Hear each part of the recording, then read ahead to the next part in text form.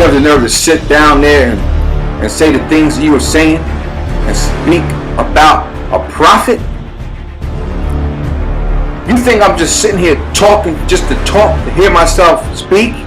Or write things to just so I can read for myself? You don't believe. You never did believe. You have doubts.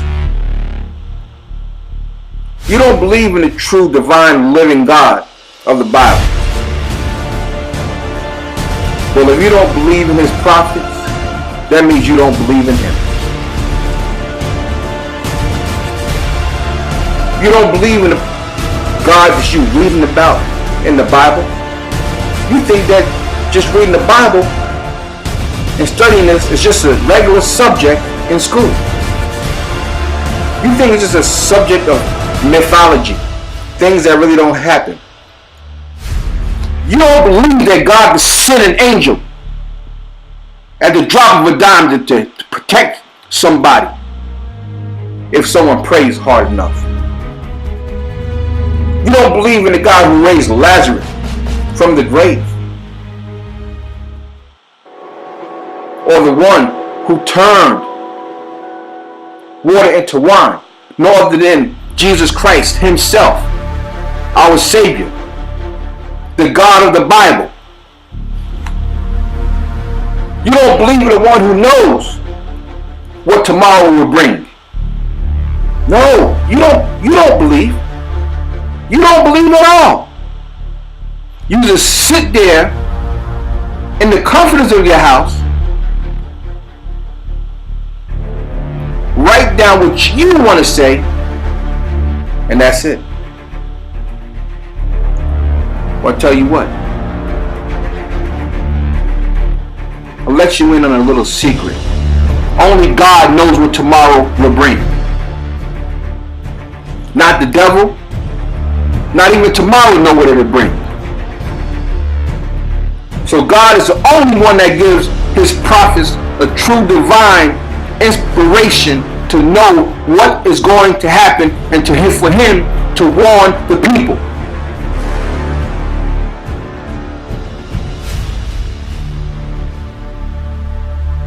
The devil don't know what tomorrow's going to bring. Doesn't know anything about tomorrow. Not a what do you call those people? Not a psychic, not a whosayer, not a fortune teller, not a palm reader. They can't tell you anything about tomorrow. They can't even tell you anything about your future. They're professional con artists. Only a prophet knows what tomorrow's going to bring when God reveals it to him. Only a prophet can tell you what's going to happen.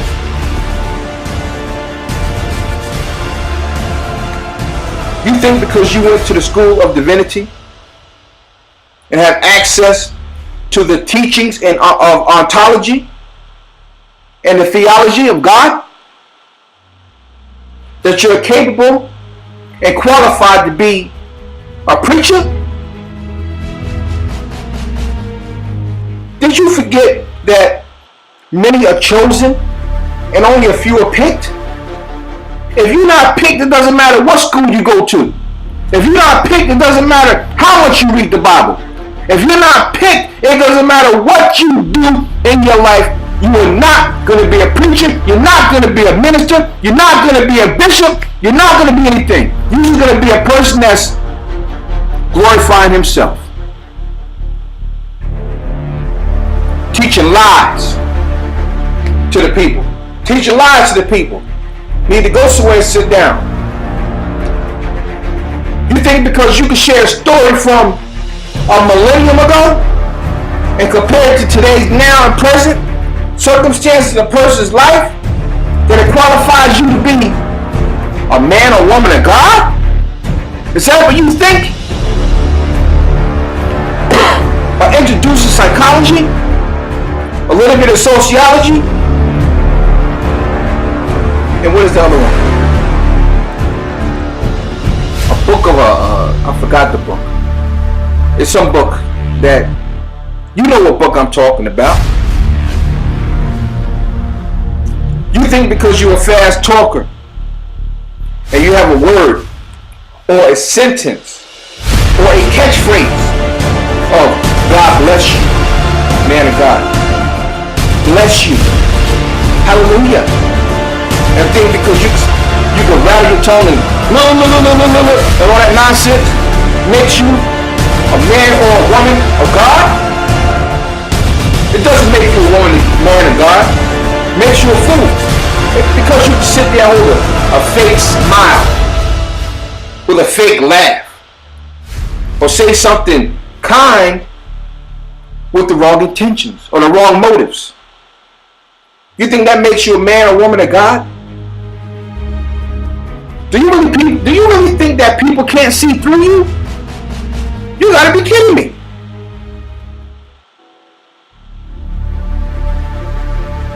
You read and you teach secular motivational principles instead of teaching the Word of God. You're too busy wanting to teach a book on self-help that some person with a PhD wrote, or a person with a master's degree wrote that went to college. You're too busy wanting to teach that inside of your congregation because of the words that they use. And you want to sound as if you wrote it. You want to sound like you're intelligent. You want to sound like you have that type of wisdom. That is not wisdom. That's worldly, secular information. It's junk. You lack true divine knowledge because you caught up in this secular, worldly wisdom. Teaching your congregation man's wisdom and not God's wisdom. Because you are not in touch with God. You use a smile with a false pretense, with some hidden motives. That's what you do. You don't tell a prophet what to say, and you don't know what a prophet is going to say. You don't tell a prophet what to say, when to say it, or how to say it. You just listen. That's why I'm talking to you. Every single minister that falls under this here conversation I'm having, I'm talking directly to you. You too, Bishop. You too, Elder. You too want to be pastor? You want to be a pastor? Be a pastor. And stop worrying about what's going on around you. Try to get in connection. Try to get connected with the true God instead of trying to get connected with the God of this world. You're not over a prophet. Read the Bible. You don't tell a prophet how a prophet should be, or tell a person that's not a prophet, or this prophet supposed to be like this. No, because you don't know anything about a prophet. A prophet is a man that has an ability to look into the future as God reveals the premonitions to him. The prophecy that God gives a man and they come to life or fruition, that means that man is a prophet. There's no other way of looking at it. And especially if he's been doing it for years. I know some of you look at my Facebook posts. You familiar with my death angel? Every time it comes, God knows that someone's about to leave here. I don't know where they're going to go, but they're going to leave this world. I didn't just wake up yesterday and start doing this. All my life I've been doing this. God speaks to his prophets. And a prophet speaks to you. God speaks to me. And I speak to you. It's up to you if you want to listen. You don't want to listen? Don't listen. But when it happens to you, don't say you wasn't warned. I know what type of person you want to be. You want to be like T.D. Jakes, the multi-million-dollar preacher that sit there and preach and teach the Bible. No. Matter of fact, you want to be like Creflo Dollar, the other millionaire preacher that had his congregation buy him a jet, or asked his congregation to buy him a jet. No, matter of fact, You're inspiring to be like another Joyce Myers or Dana White. Or matter of fact, Benny Hinn or James Baker. That's what you want to be like, right? Okay. Okay. That's what you want to be like? Instead of being yourself? Go ahead, you could be that if you want to. You chase after wealth and not the truth. Your eyes are focused on what you can potentially get rather than the potential that you are full of, that you have to give to others. It's time to refocus on God, my friend, and stop focusing on man. Focus on the glory of God and not the riches of this world, because the glory of God outweighs any part of the riches of this world. If you truly focus, if you truly focus. This is going too long. I didn't expect this to go this long at all. But I want to ask you a question. Why did you go to the School of Divinity in the first place? Sit back and pause this here video and ask yourself that question. Did you go with the intentions of becoming the next mega $1,000,000 preacher?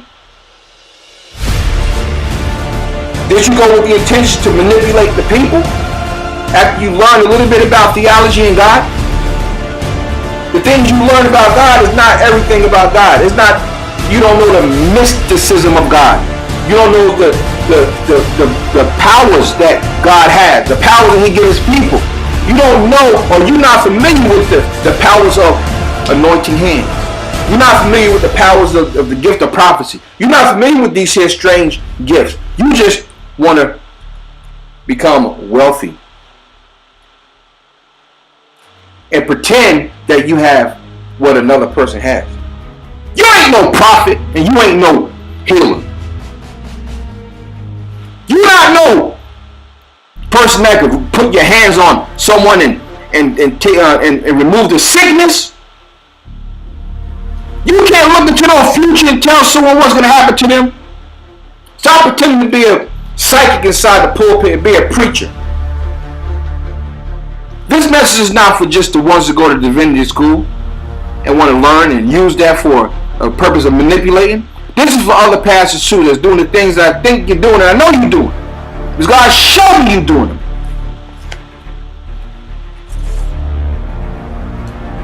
My friend, you are allowing the devil to use you for his purpose of division. You're dividing the truth into little parts of lies. Start your own little ministry. Getting your little groupies to follow you because they like you. Yeah, you doing it. You go to School of Divinity and say, you know what? I'm going to start me a ministry. I'm going to start me a church. I'm going to start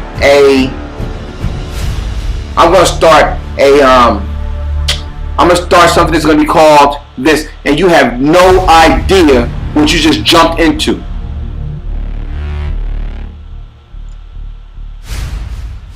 God's going to erase you from this world.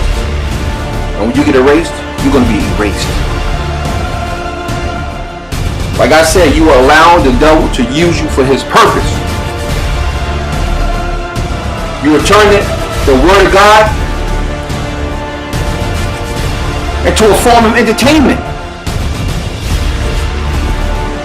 You. Because you can tell a little story in the Bible. Because you could do a little hooping and hollering. Because you could run up and down the aisles like you got the Holy Ghost. Because you could shout and do the same exact dance you saw someone else do. This is not coming from your heart. This is coming from the act. You're trying to get money from people to win over the heart of people. You should be ashamed of yourself. God don't like this. It's getting completely out of control. Got over 1 million different denominations. 2 or 3 million different pastors and preachers and bishops and apostles. Here in America, living off the blood and sweat and hard work of other people. You want what another man has instead of what God has for you. Yeah, you can be changed. If you take heed of this message, you can be changed. You don't have a word from God. You just have a word from the things you've been learning. You put together a message and want to get a point across. Meditate. Look to God. He'll give you a word to speak. He'll give you something to say to the people. Don't think for yourself.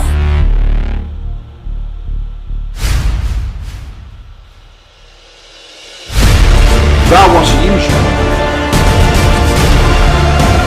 But you're not willing to use God in the capacity He wants you to use Him.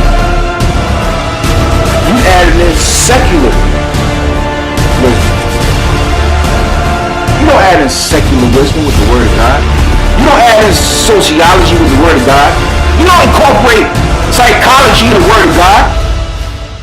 The Word of God is the Word of God. It's been there before you and it's going to be after you leave. And it's not going to change. It's going to be the same.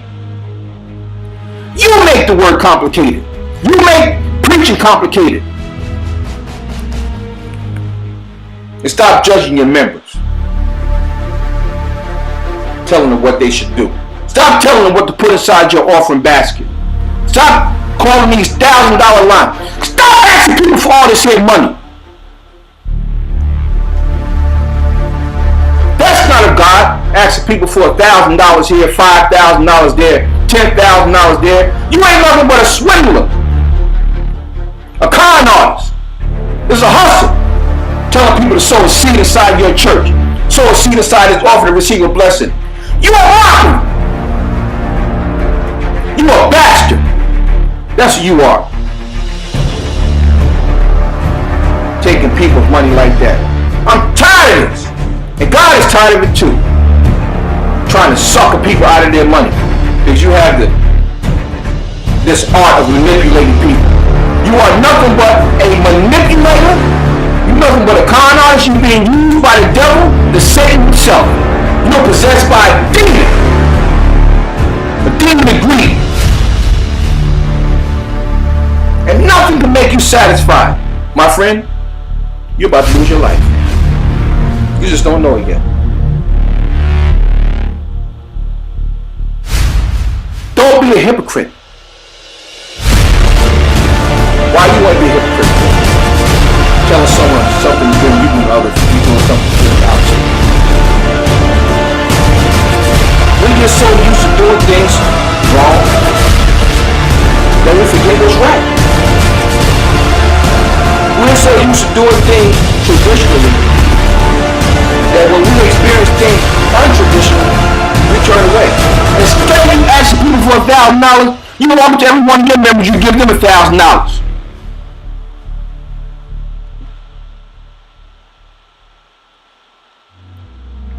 Instead of buying $1 million, $2, $3, $4, $5 million mansion, buy 15 to 16 houses for your members, or build a development for them, the ones that don't have nowhere to live. God's word is not to be for the purpose of robbing people or gaining wealth. God's word is free. It is free to the people that need it. You don't sit there and have your hands out every single time you say a word or two. You may as well go ahead on and be a psychic or a fortune teller or somebody. You hypocrite, backstabbing, you pervert. You should be ashamed of yourself. Have me even come on this here and talk about this. I don't want to sit up here and talk about this, about you. You know exactly what I'm talking about. If this message gets to you, and I pray that God's going to send this message to you. You're a bastard. That's who you are. And for the women that's doing the same thing you see these bastards doing, you're nothing but a witch. Nothing but a witch. Sitting inside the pulpit, expecting people to support your expensive habits, want to buy your expensive shoes, want to buy your expensive pocketbooks, want to pay your rent or pay your mortgage. You should be in complete shame of yourself, because there's no God in you at all.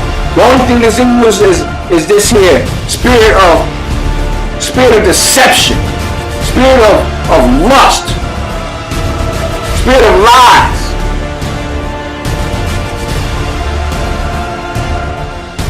You should be ashamed of yourself. You should be ashamed of yourself. And some of you have a girlfriend thinking that, I don't know. I know you got a girlfriend. Yeah. I know a particular couple. I didn't want to go out and tell them, but I didn't want to go out and tell them. God already showed me. You're a lesbian relationship. And you're right here. You spoke to me a couple of times. You like men, you like women. And you sit in the church, you think everything is okay. I see right through you. But I'm not the one to expose you. I'm not the one to sit here and talk about you. But I know. God showed me. And you wonder what's wrong with me? What's wrong with you? You have a demon inside of you.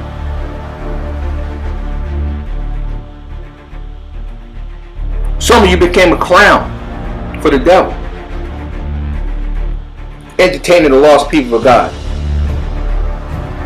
And your churches and your ministries have become a circus full of fools, full of freaks, full of lesbians, full of people that does not seek anything about God, but pretend they want to seek God just for the benefit of tearing it down. You have a bunch of deceivers inside your church. And I don't want to come inside here and talk about this again. Make this my last time talking about this.